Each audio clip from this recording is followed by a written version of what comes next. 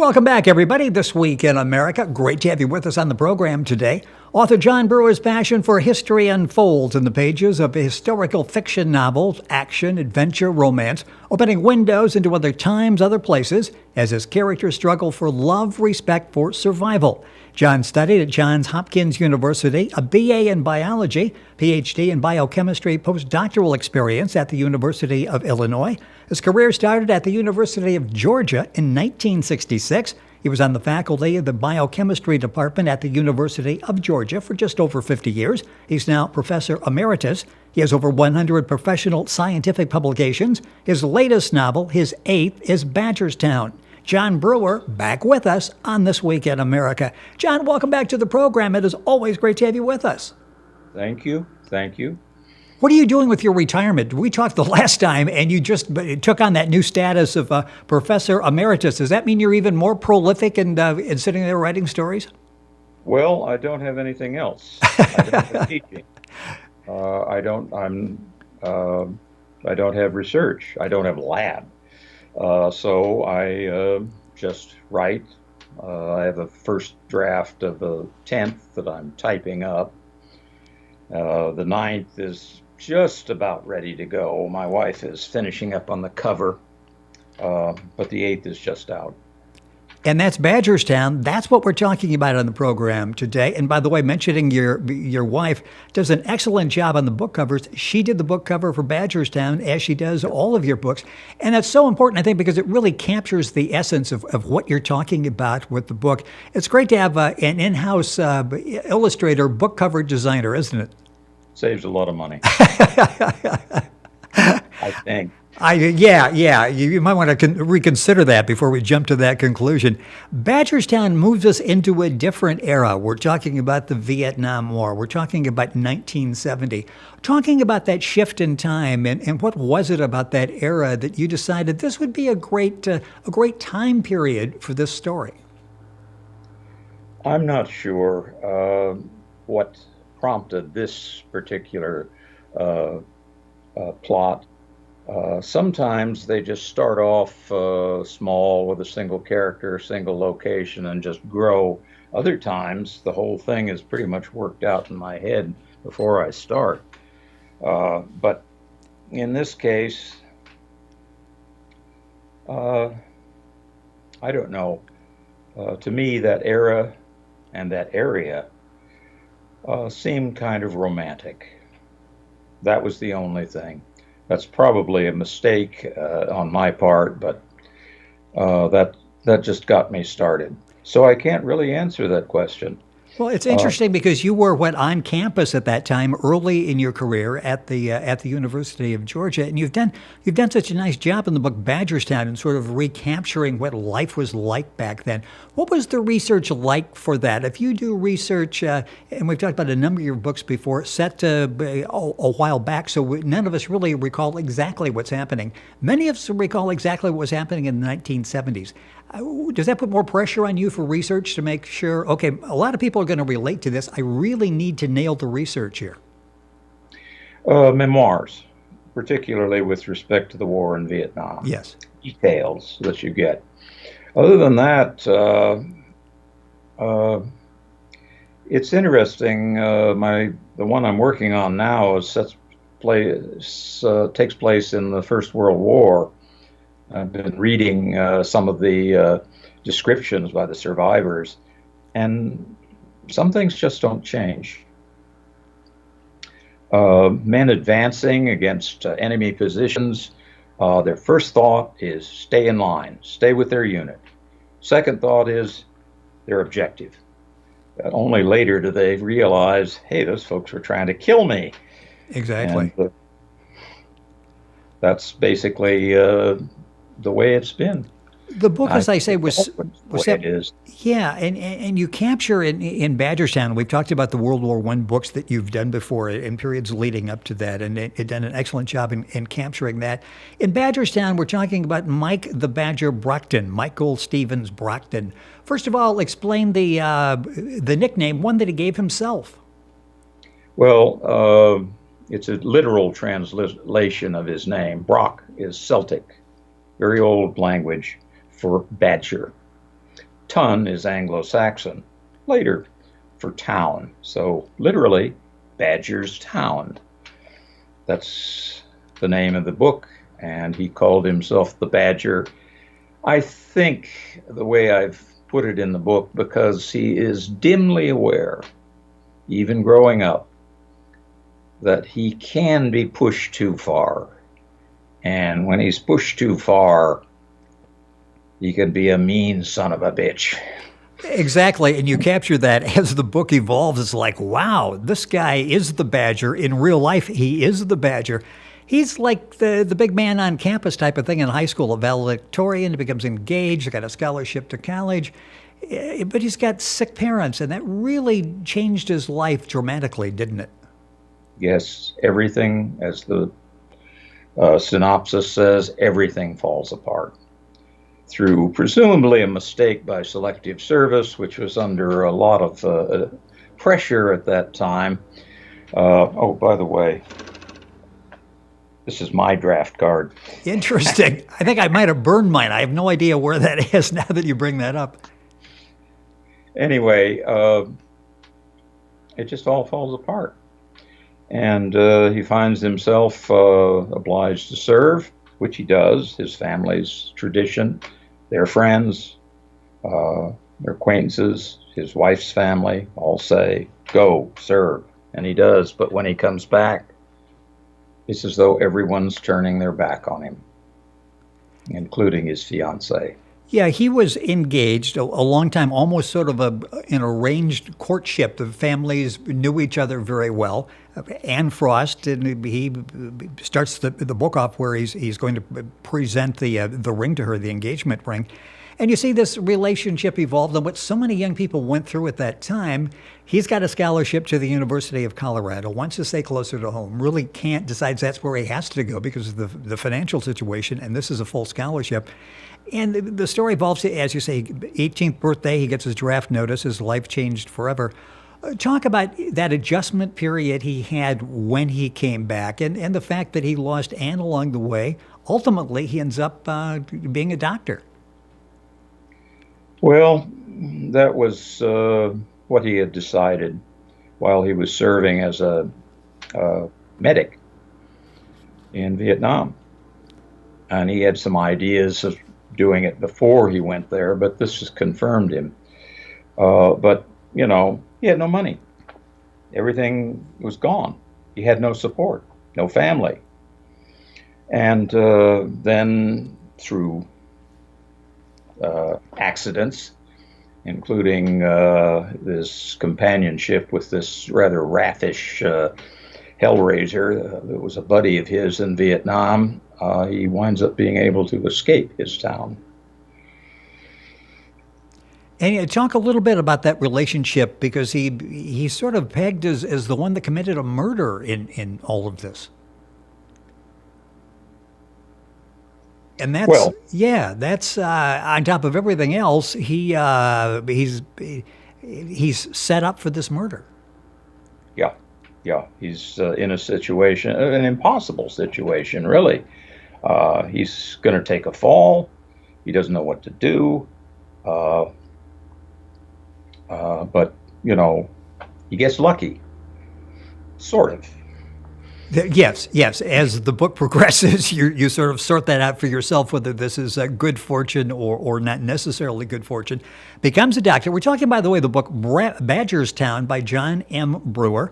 Book is available at Amazon, Barnes & Noble. John's website is historomance.com. Information there on Badger's Town and all of the books that John has written. All of our interviews, by the way, that we've done with John are available on YouTube, iTunes, Google Play. You can link on to all of those sources by going to our website, thisweekinamerica.us. Badger's Town, the newest, and his 8th. Let's talk about when he comes back to town to practice. He's a doctor. He meets Susan. Talk about that relationship a little bit.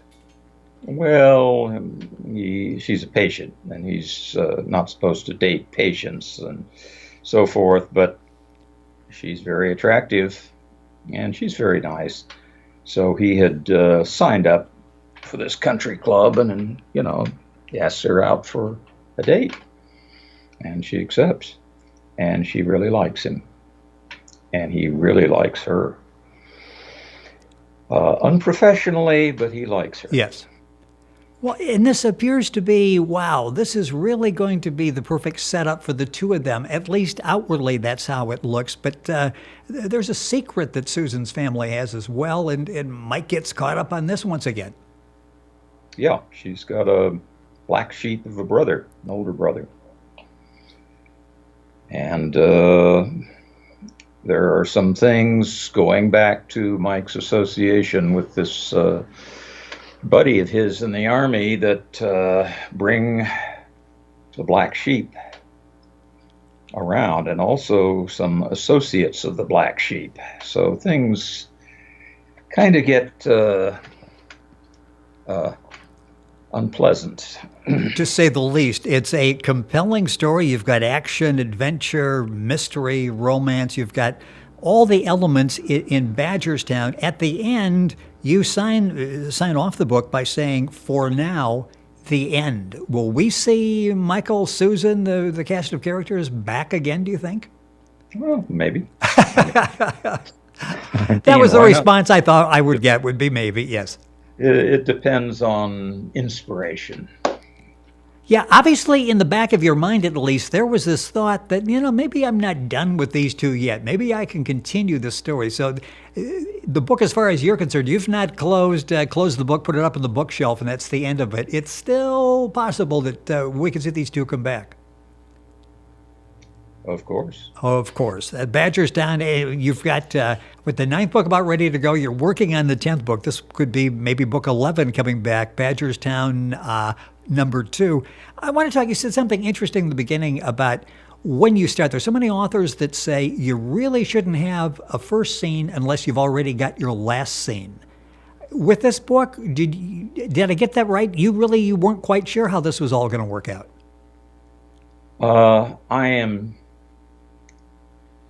I'm a very bad writer, I guess, in some respects. I don't follow any of those rules. I wasn't aware of any of those rules. There were. That's why you've got 8 published novels, because you weren't aware of the rules. You're just doing it your way, and people are enjoying it. There have been stories I start at the beginning and went right through to the end. There are stories where I started in the middle, put another one in, wrote another, wrote more and more, filled in gaps, and eventually got the whole thing together. Very unsystematic, I'm sorry to say. Well, rules are so restrictive. Sometimes you're better off just to not know them and go ahead and do what you think is right and tell the story. Do you work from an outline?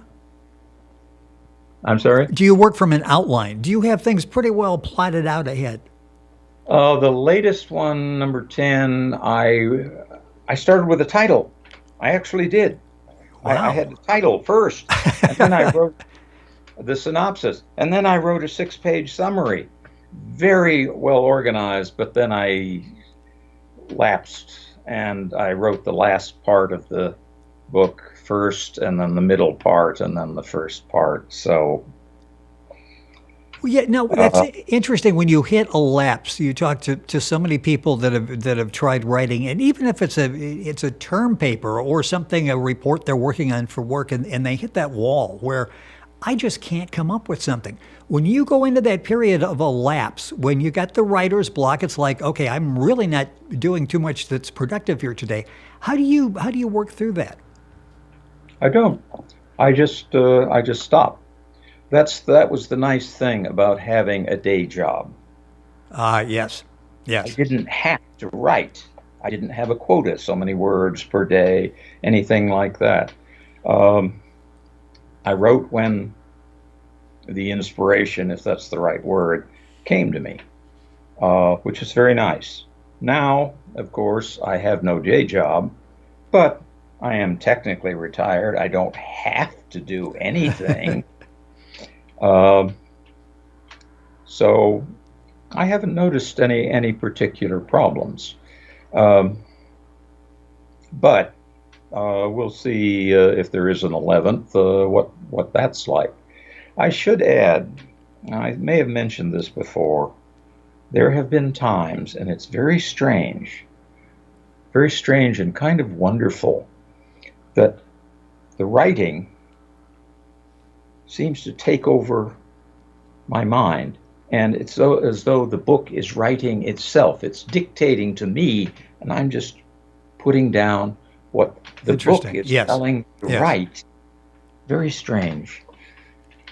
So you're sort of in the zone then, where this is just coming to you, and I would think the last thing you want to do at that point is set it aside for a while and go watch television or something. I would assume when things it depends on the program. I mean, come on. Well, that's true. That's true. Some of the shows you'd go away for, the others you would keep working. But it's sort of like once that flow is started, you don't want to interrupt it. You want to keep the story going.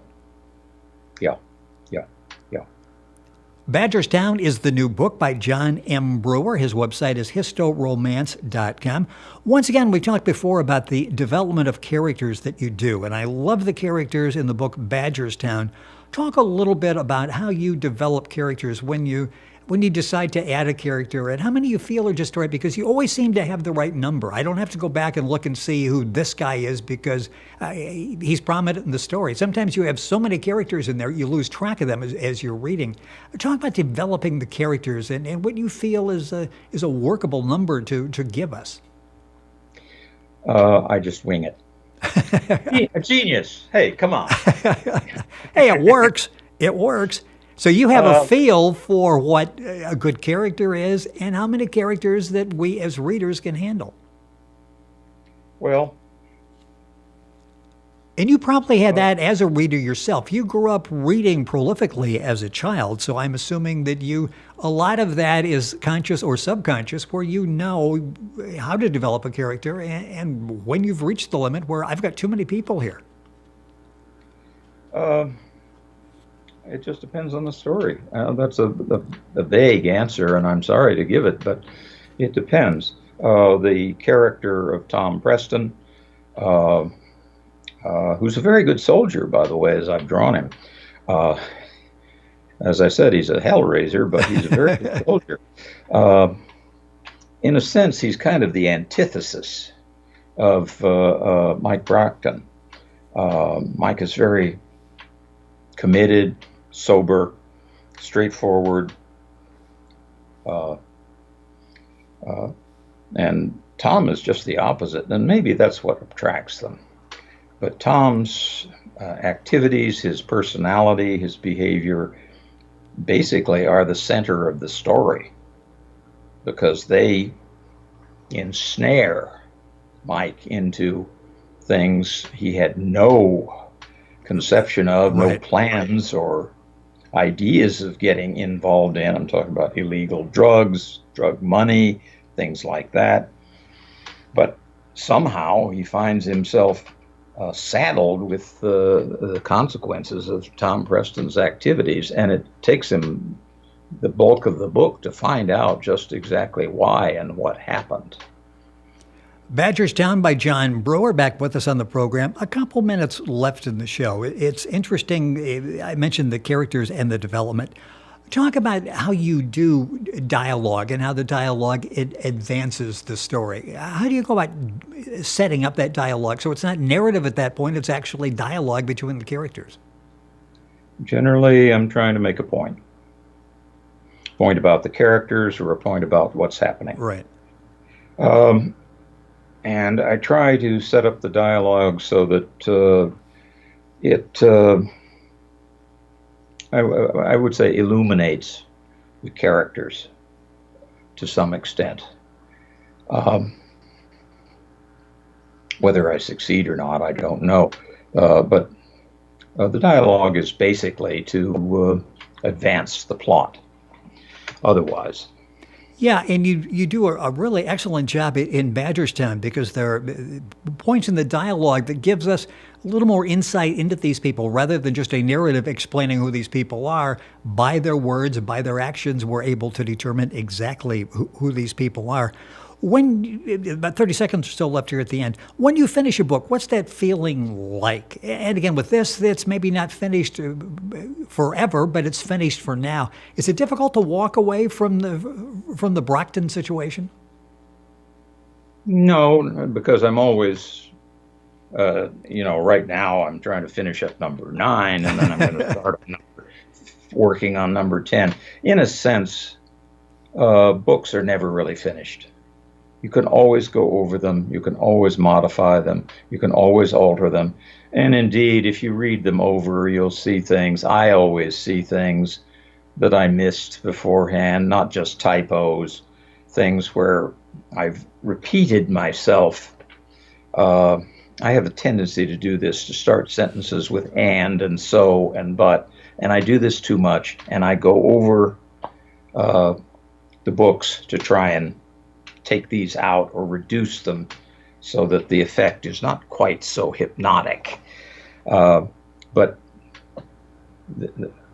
in a sense, no, there's no end to the story, because I still, even now, think about my characters from the first 7, 8 now. Think about what they might be doing and how they might be faring, and thinking, do I want to write another sequel? I might.